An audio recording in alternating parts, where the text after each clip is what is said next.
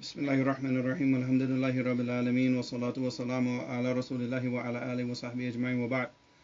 This is lesson number 16 from Tuhfah Wasaabiyyah, and inshallah today we're going to begin from باب معرفة علامة أقسام الإعراب. So قال المصنف رحمه الله قال باب معرفة علامة الإعراب لرفع أربع علامات الضمة والواو والألف والنون. So now we're going to go into the إعراب, and of course as we talked about before, the إعراب is the تغيير أواخر الكلم, and what we mean by أواخر الكلم تغيير أحوال. Alright, أحوال أواخر الكلم لاختلاف العوامل الداخلة عليها لفظا أو تقديرا. So the asl of the word is the asl of every ism al-mu'rab. Now of course we're dealing with the asma al-mu'raba wal-fi'l al-mudari'. So we have all of the asma that are mu'raba, which means that they accept i'rab.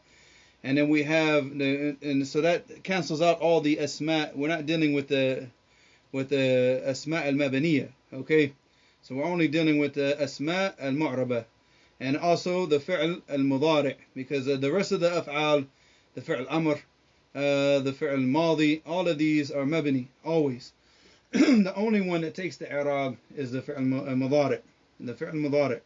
So we're only dealing with the fi'l al-mudari' and the asma al-mu'raba.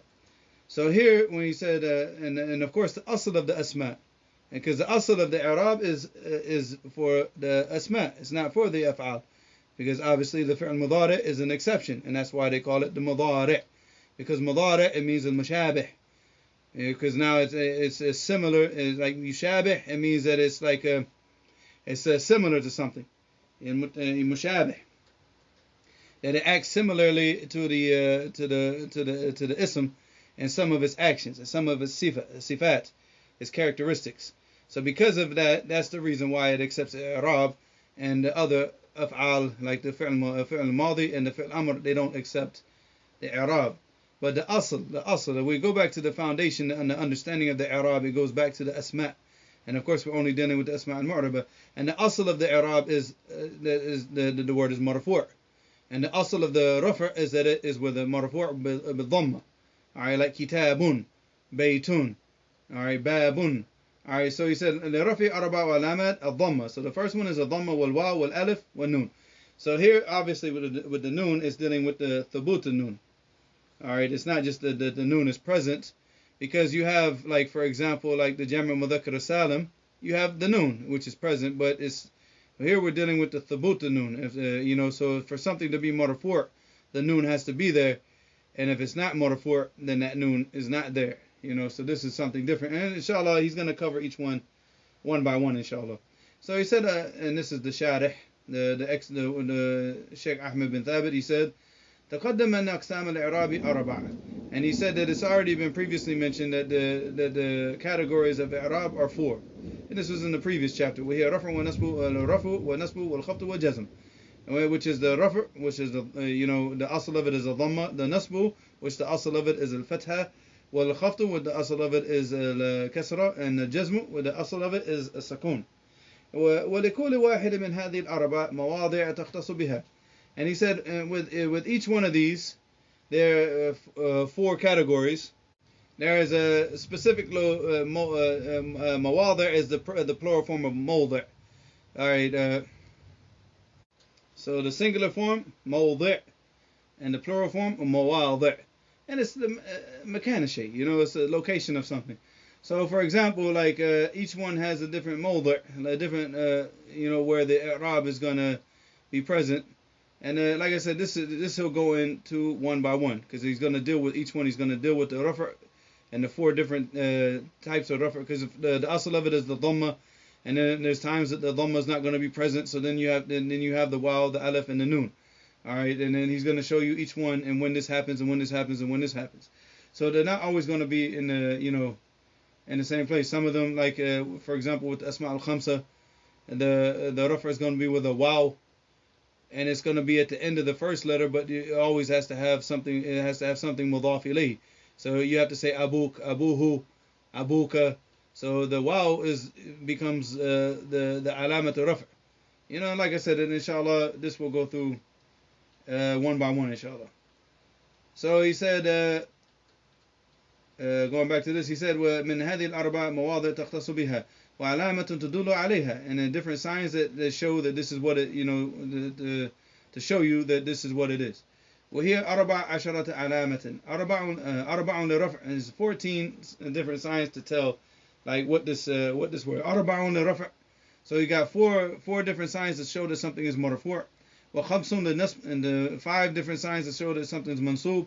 وثلاث للخفض, 3 things that show that it's مخفوض, and واثنتان للجزم. Alright, so 2 signs to show that something is majzum. And then like I said, he's going to deal with each one by one.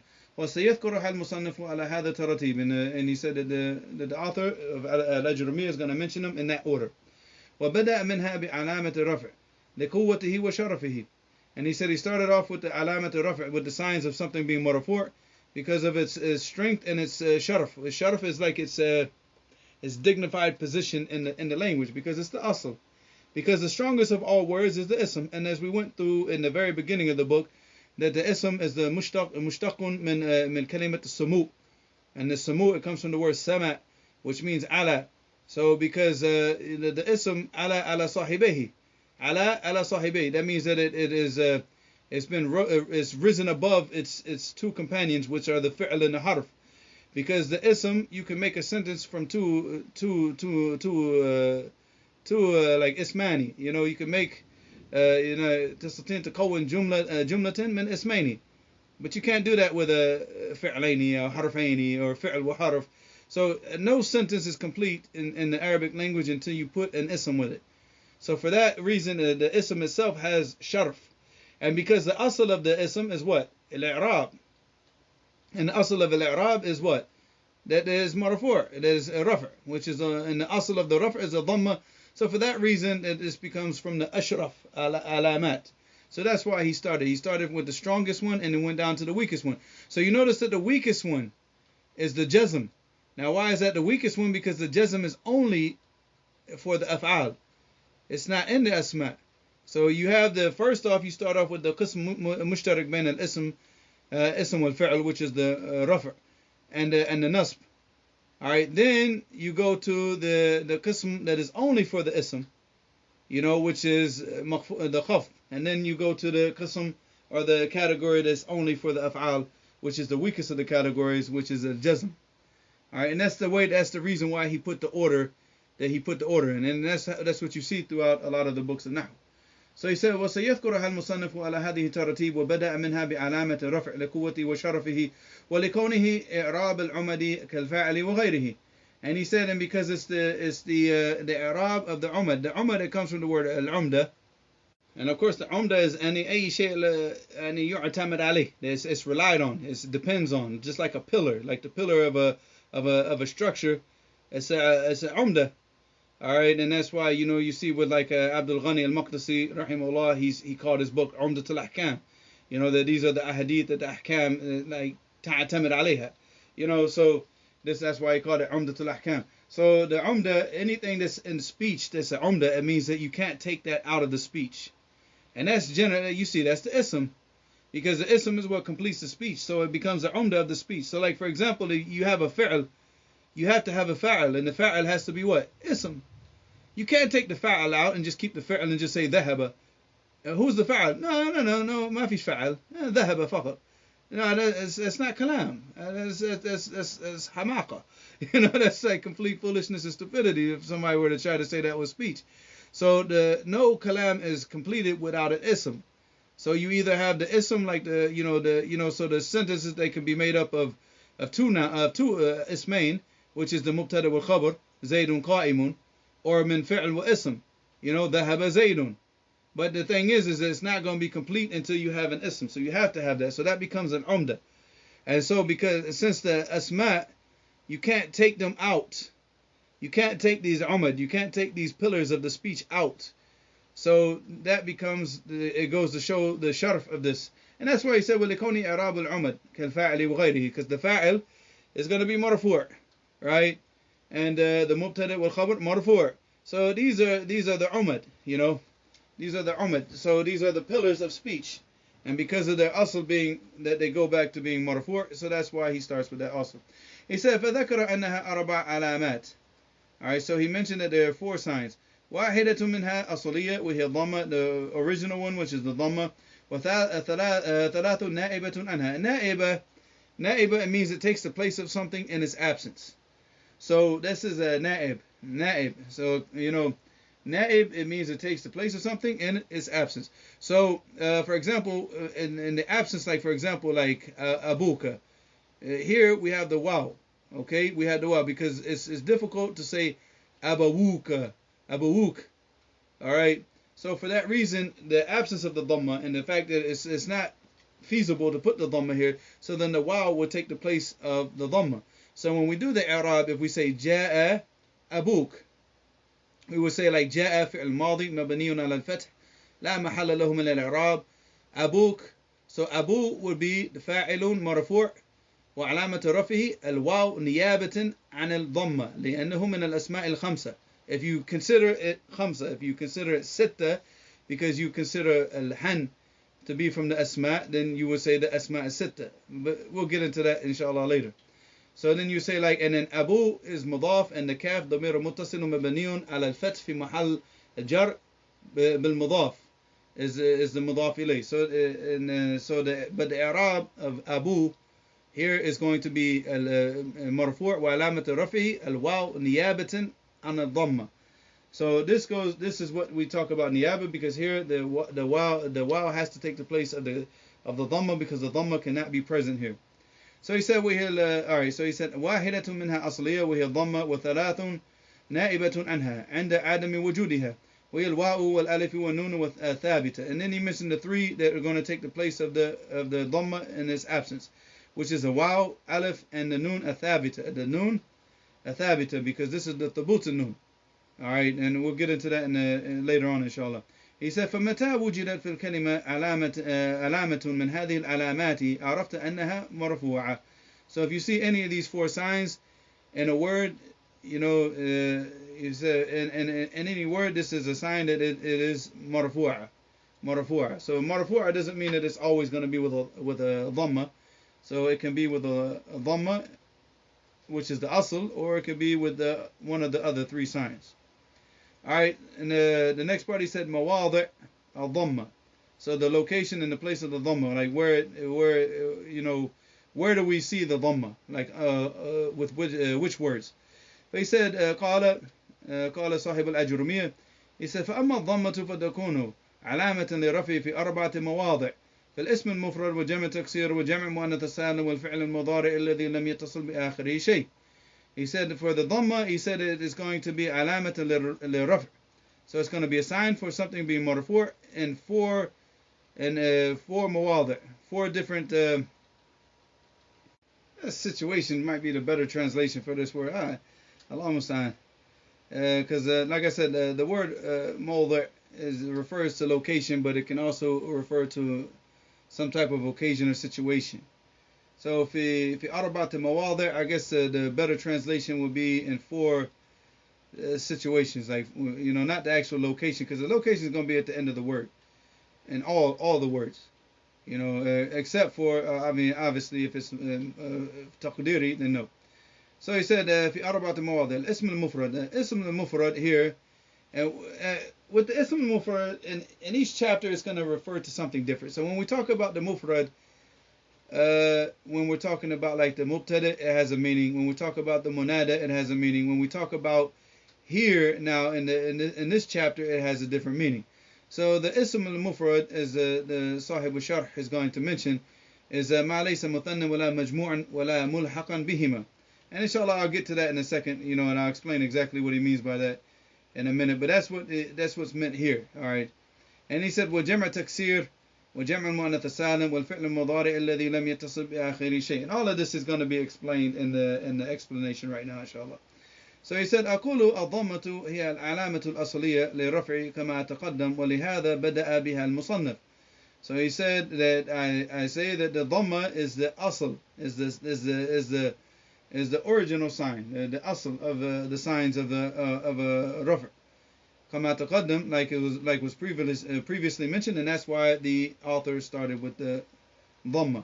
He said وهي تكون علامة على رفع الكلمة في 4 مواضع. And it becomes a sign to show that a word is marfu' in 4 different situations.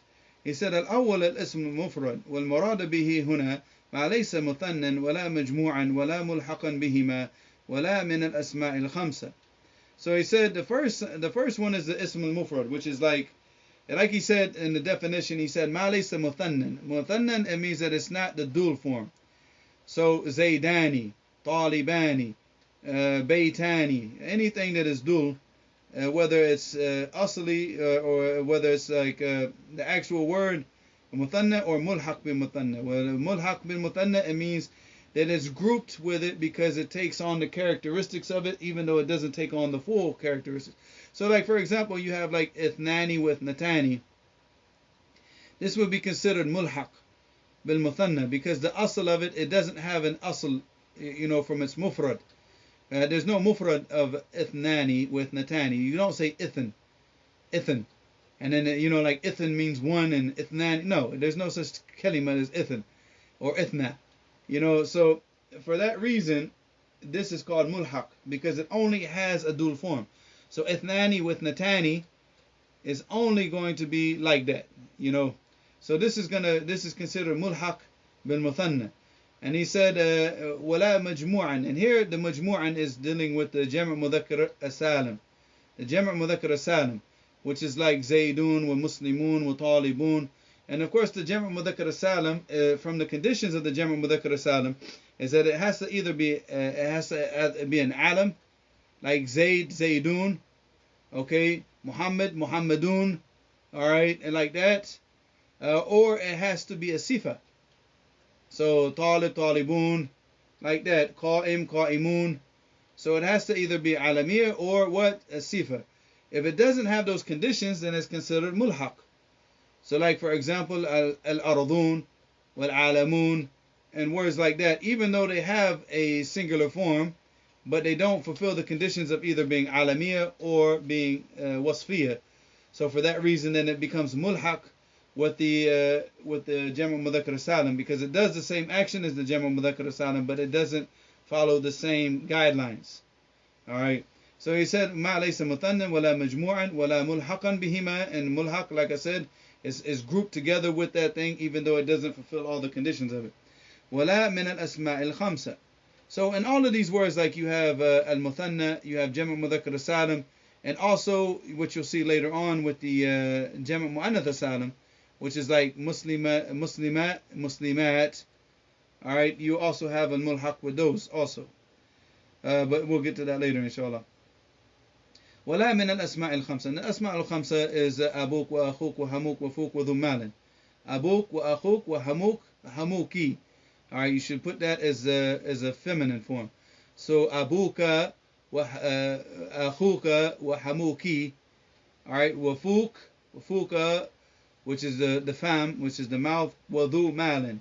And then inshallah we're going to get to the Asma al-Khamsa and the conditions of the Asma al-Khamsa later inshallah. So he said, فَإِن كُلَّ مِنْ هَذِهِ لَا يُقَالَ لَهُ مُفْرَدْ فِي هَذَا الْبَابِ. So any of these, which is مُثَنَّى, جَمْعُ مُذَكَّرَ سَالِم, or مُلْحَق بِهِمَا, or the Asma al-Khamsa, none of these you would call them mufrad.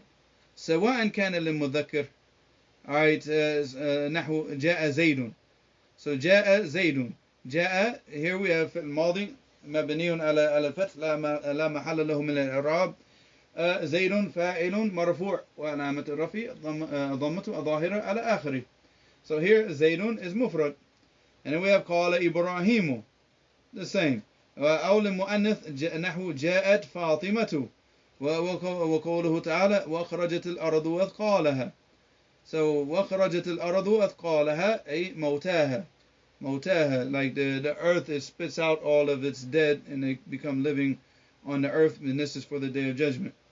He said, فَكُونُ مِنْ زَيْدٌ وَإِبْرَاهِيمُ وَفَاطِمَةُ وَالْأَرْضُ اسم مفرد مرفوع وعلامة رفعه الضمة الظاهرة على آخره. So all of them, you see, they are all in the station of being fa'il, all of them. So قال إبراهيم جاءت فاطمة وأخرجت الأرض.